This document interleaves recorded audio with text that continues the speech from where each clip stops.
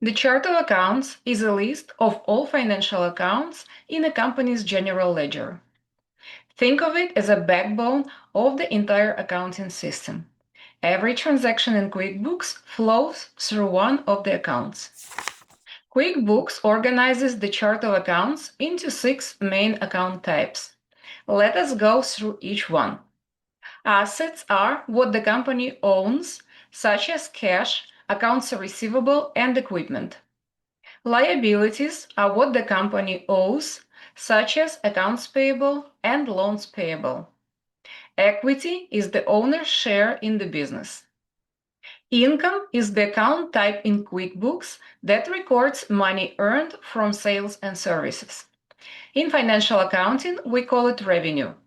Please note that QuickBooks labels this category as income, so don't confuse it with net income, which is what remains after all expenses are paid. Cost of goods sold covers the direct costs of producing the goods, such as raw materials or merchandise purchased for resale. It may also include direct service costs. Please note that QuickBooks treats cost of goods sold as a separate account type. It is not the same as expenses.